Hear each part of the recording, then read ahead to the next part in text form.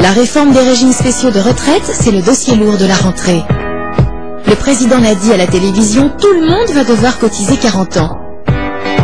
Tout le monde? Ah, pas si sûr, car nos chers élus, eux aussi, ont un régime de retraite très spécial. C'est le dossier d'Aipol.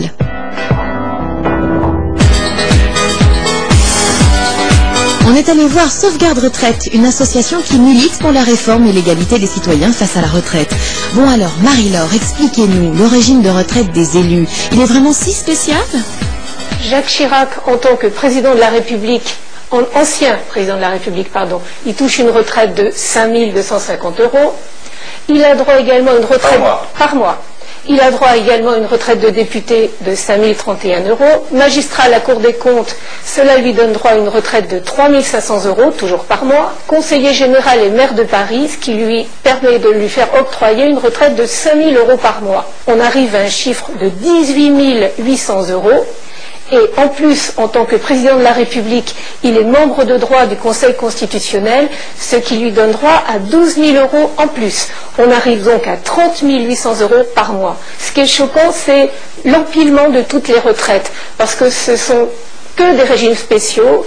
On est en train de dire que les régimes spéciaux, il faut les réformer. Et là, non seulement ils ne sont pas réformés, mais ils sont empilés.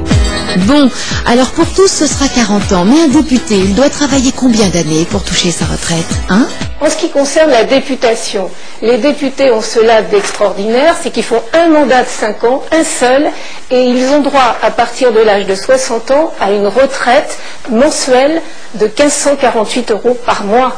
Donc c'est quand même incroyablement énorme par rapport au montant cotisé, sachant que cette retraite de 1 548 € par mois, ça représente la retraite moyenne de quelqu'un du privé qui aura travaillé 40 ans.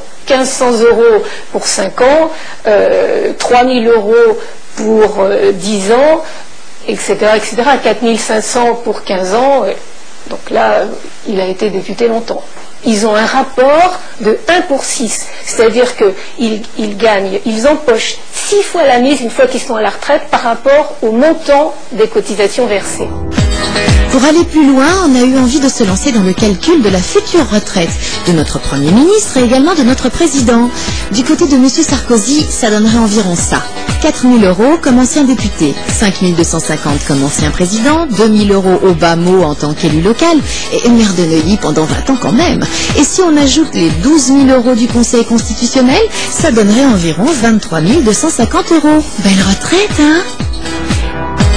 Et pour le Premier ministre, c'est pas mal non plus. Ça donne 5 973,33 € comme ancien député, avec 22 ans à l'Assemblée, François touche le max, plus un minimum estimé de 2 000 € comme ancien élu local, maire pendant 18 ans, président de conseil général et régional. Au total, une retraite estimée à près de 8 000 €. Et même en brut, c'est pas mal, hein. Voilà, à vos calculettes pour affiner ces estimations. Nous, on ouvre le débat, régime des retraites, cumul des mandats. Ne serait-il pas temps de lancer la grande réforme du statut des élus? Pour participer, rendez-vous sur aipol.fr.